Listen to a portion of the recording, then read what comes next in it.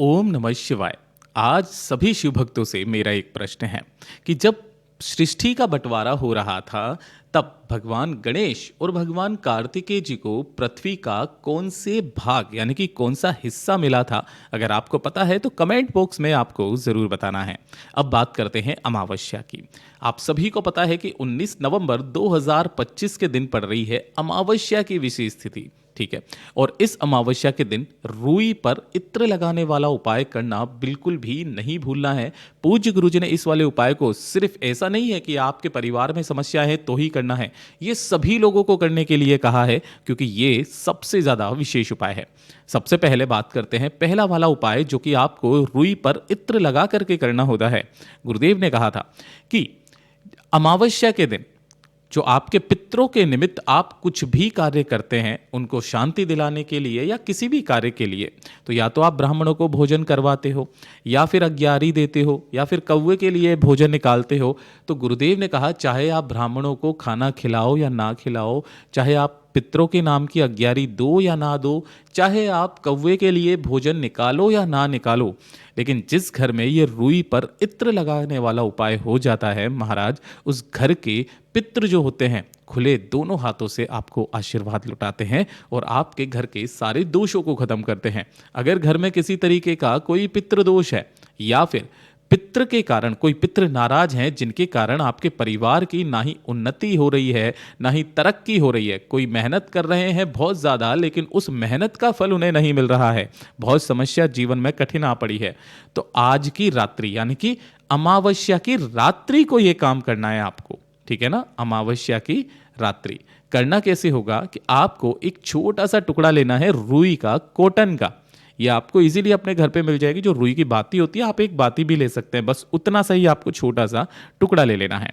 और इसी के साथ में आपको चाहिए होगा थोड़ा सा इत्र। अब ये जो इत्र है, ये चीज ध्यान रखना कि इसमें केवड़े का इत्र भूलवश भी काम में मत लेना, क्योंकि जो केवड़े का इत्र होता है ये केतकी के फूल से बनाया जाता है जो कि बिल्कुल भी महादेव को समर्पित नहीं होता। आपको इसके अलावा जो इत्र मिल जाए, चाहे मोगरे का मिल जाए, गुलाब का मिल जाए, जो इत्र मिल जाए, आपको मात्र 1 से 2 बूंदे इत्र की इसी वाली रुई के ऊपर आपको डाल लेना है। ठीक है। और इसे ढक लेना है। इस तरीके से इस रुई पर इत्र लगाकर अपने पूरे घर में इस रुई के टुकड़े को, जितनी भी दीवारें हैं उससे स्पर्श करा करके रात्रि के समय, चाहे कितने भी समय पर, आपके घर में जहां पर भी पानी पीने का स्थान होता है, परंडा होता है, ये नहीं है तो आरओ सिस्टम लगा होगा, उस आरओ सिस्टम के पास में जाकर के इस रुई के टुकड़े को आपको यहां पे रख देना है जिसके अंदर आपने इत्र लगाया है। ठीक है। इसी के सम्मुख में पास में ही एक लंबी बाती का आपको दीपक लगा देना है, चाहे गाय के घी का या फिर तिल या सरसों के तेल का। ध्यान रखना पितरों के नाम का जो दीपक लगे उसके अंदर आपको भैंस का घी काम में नहीं लेना है। ठीक है। पत्ती का मुख आपको किधर रखना है? दक्षिण दिशा की तरफ। सारी जानकारी देने के पश्चात अब बात आती है कि इसे यहां पर कब तक रखे रहना है। तो गुरुदेव ने कहा पूरी रात इसे रखे रहने देना।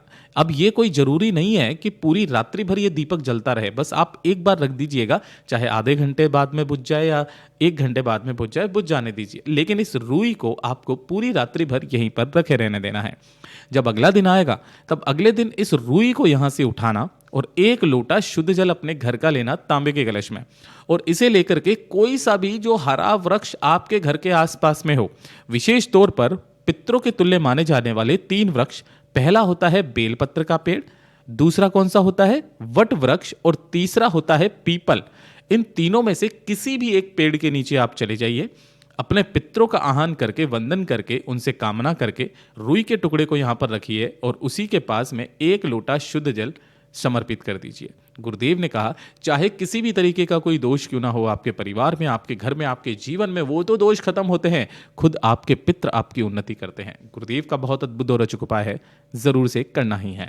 और जो दूसरा वाला उपाय है, ये खास करके गुरुदेव ने कहा कि आपने भी देखा होगा कि जिन घरों में भी उन्नति होती रहती है, तरक्की होती रहती है, जो घर एकदम समृद्ध हैं, आपने देखा होगा कि वो अपने पितरों के लिए, है ना, अपने पूर्वजों के लिए कोई ना कोई कार्य निश्चित रूप से करवाते हैं। इसका फल क्या मिलता है कि जो उनके पितृ होते हैं वो खुले हाथों से उनको आशीर्वाद लुटाते हैं, उनके पितृ जो हैं वो तृप्त रहते हैं।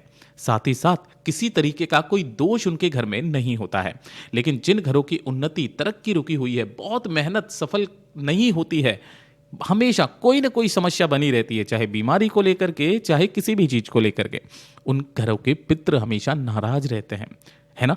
और जब भी कोई अमावस्या का दिन आए जो आपके पितरों के निमित्त होता है, एक छोटा सा कार्य निश्चित रूप से किया कीजिए। आप सभी ने देखा होगा इस तरीके से जो घास आपको मिलती है मार्केट में भी, बहुत सारे लोग इसे लेकर के बैठे रहते हैं, 10 रुपए में, 20 रुपए में, इस तरीके से, ठीक है। और उन्हीं के पास में कुछ एक गाय वगैरह भी खड़ी रहती हैं।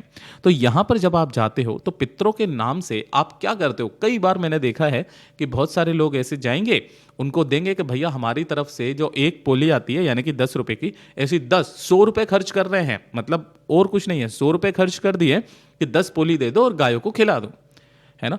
इसका फल उस व्यक्ति को कभी जीवन में नहीं मिलता है। आपको अपने ही पैसे से, अपने ही हाथों से इन्हें खरीद करके गौ माता के मुख में जब आप इसे रखोगे, यानी कि जब आप इसे खिलाओगे गौ माता को, तब आपको एक नाम का स्मरण करना है, वो है वृषकपि, है ना। बहुत सारे लोगों को तो इनका नाम भी नहीं पता, विषकपि बताते हैं, मतलब ये वाला एकदम सही नाम है। काफी सारे यूट्यूब चैनल बताते हैं विषकपि। अब ये विषकपि कौन है उनको ये भी नहीं पता है, वो कपि मतलब समझते हैं बंदर, लेकिन ऐसा नहीं है। तो इसीलिए कह रहा हूं, एआई जनरेटेड जो भी वीडियोस आते हैं, गुरुजी की जैसी आवाज़ों को निकाल करके जो वीडियोस आते हैं, कम से कम देखना शुरू कर दीजिए। अगर आपकी इच्छा है तो आप भली बात देख सकते हैं। आप अभी भी इस वीडियो को छोड़ करके उनके उपाय कीजिए, जो चाहे करना चाहते हो, ये आपका जीवन है, जैसा आपको अच्छा लगे वैसा कर सकते हैं, ठीक है।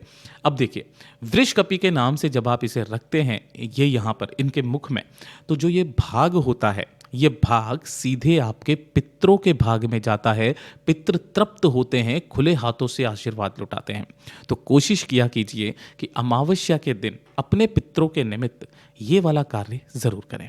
और तीसरे नंबर पर एक और प्रमाण बता देता हूं, ये वाला जो उपाय पूज्य गुरुजी ने बताया था अमावस्या के दिन का, जो गौ पितृ शिव महापुराण कथा थी उसके अंदर बताया था, जब सुरभि नंदा गायों के बारे में वर्णन किया गया था, है ना। अगर आपको भरोसा नहीं है तो वहां जाकर के भी आप देख सकते हो, कोई दिक्कत नहीं। अब बात करते हैं तीसरे वाले उपाय की। ये वाला आप सभी लोगों को करना है, ये सबसे ज्यादा खास है, विशेष है। किस लिए है?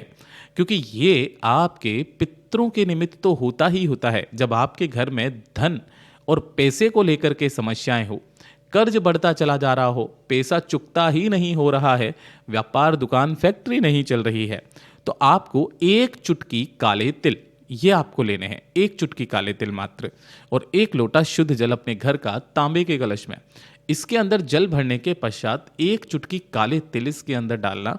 और इसे लेकर के अगर आपके घर में कहीं पर भी बेलपत्र का पेड़ है तो बेलपत्र पेड़ के पास में जाओ, नहीं है तो शिवालय के आसपास निश्चित रूप से आपको बेलपत्र का पेड़ मिलेगा, वहां पर आपको जाना है, दोनों हाथों में उस कलश को पकड़ना है, अपने पितरों का आह्वान करना है। ध्यान रखना, यहाँ खड़े होकर के अपने पितरों का आह्वान करना है। आह्वान का मतलब है उनको बुलाना है, उनसे कामना करनी है अपने घर में धन संपदा वैभव की वृद्धि की। और काले तिल का जल पिपलेश्वर महादेव का नाम लेकर के, किनका नाम लेकर? पिपलेश्वर महादेव का नाम लेकर, सॉरी, पिपलेश्वर महादेव का नाम लेकर पीपल के पेड़ में, मैंने गलत बोल दिया, बेलपत्र का पेड़ नहीं, पीपल का पेड़ है, पीपल के पेड़ में आपको इस काले तिल के जल को समर्पित करना है।